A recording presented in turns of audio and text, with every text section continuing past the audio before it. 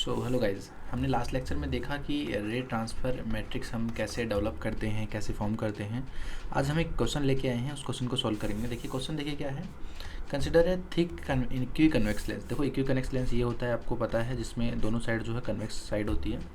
Made of material of refractive index n जो है हमें दिया हुआ है 1.5 and of the type shown in the figure the magnitude of the radii of the curvature. देखिए radii इसने दिया है 4 centimetre of the both sides. Okay, next इसने बोला है the thickness of the lens is 1 centimetre. जो thickness दिया है वो 1 सेंटीमीटर है।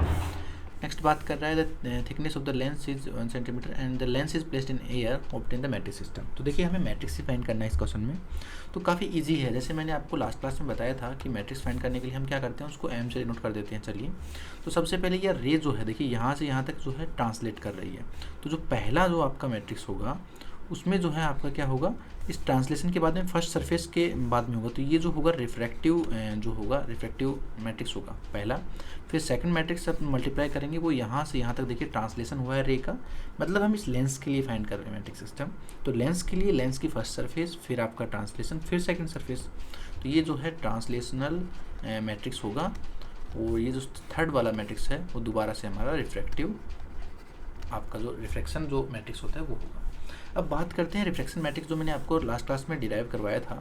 तो मैं लिख देता हूँ, रिफ्रैक्शन मैट्रिक्स जो होगा यहाँ पे वो होता है 1 0, यहाँ पे होता है n1/n2 -1 1/r, और यहाँ पे n1/n2। काफ़ी सिंपल है, इन्हीं चीज़ों को हमें यहाँ पे रखना है और हमारा आंसर आ जाएगा। तो सबसे पहले हम बात करते हैं ट्रांसलेशन मैट्रिक्स में। एक बार लिख देता हूँ मैं, जो लास्ट क्लास में हमने डिराइव की थी। तो देखिए वो होती है आपका 1, जो डिस्टेंस इसका होता है ट्रेवलिंग का d, एंड 1 और ये 0 होता है। ठीक है, ये दोनों मैट्रिक्स यूज़ करके हम इसका मैट्रिक्स इजीली लिख देंगे। आपको ये दोनों मैट्रिक्स मैंने फर्स्ट लेक्चर में डिराइव करवा दी थी। अगर आपको कोई भी डाउट है तो फर्स्ट लेक्चर देख लीजिए। तो यहाँ पे देखिए इस मैट्रिक्स सिस्टम कैसे लिखेंगे। पहला जो है मैट्रिक्स पहले सबसे पहले लिखते हैं। तो सबसे पहले मैं m1 लिख देता हूँ, फिर हम तीनों को मल्टीप्लाई कर देंगे।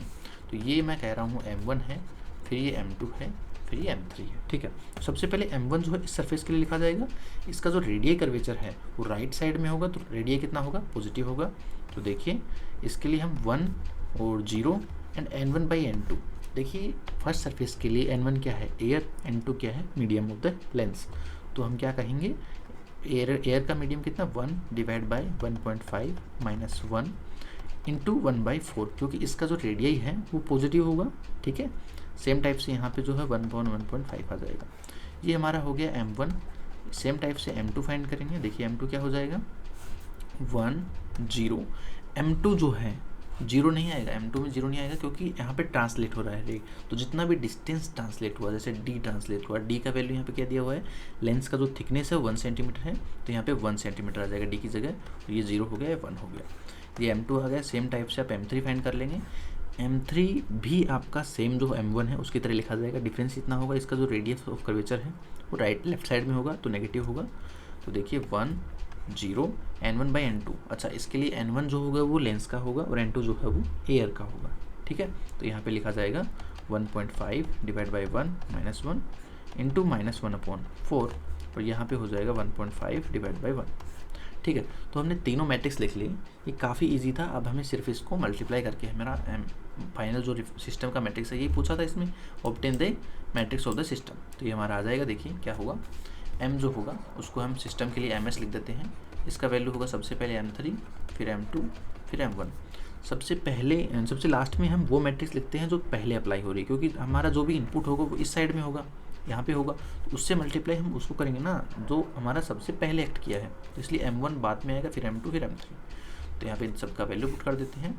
तो m3 का वैल्यू देखिए कितना है, यहाँ पे 1 0 एंड 1.5 माइनस 1, तो कितना हो गया हमारा 0.5 इंटू -1/4, ये हो गया 1.5। सेकेंड मैट्रिक्स है हमारा 1 1 1 0, जो ट्रांसलेशन मैट्रिक्स है।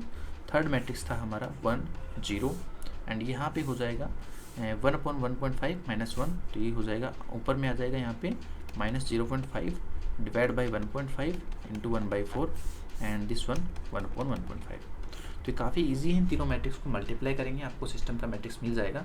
मैं थोड़ा सा कर देता हूँ, बाकी आपको आंसर मैच करना है तो आप खुद भी ट्राई कर सकते हैं। देखिए 1 0 और यहाँ पे हो जाएगा 0.5 डिवाइड बाई 4 नेगेटिव का, यहाँ पे 1.5 हो गया, नेक्स्ट हम बात करते हैं यहाँ पे 1 1 1 0 and this will be 1 0 and यहाँ पे देखिएगा 0.5 एंड 1.5 इंटू 4 कितना होता है 6 होता है, तो ये हो गया 6 एंड यहाँ पे हो गया 1/1.5। तो मैं इसको आगे सोल्व नहीं कर रहा हूँ क्योंकि कंसेप्ट वाइज हमारा क्वेश्चन सोल्व हो चुका है। हमें मैट्रिक्स फाइंड करना था, इन तीनों को मल्टीप्लाई करेंगे हमें सिस्टम का मैट्रिक्स मिल जाएगा।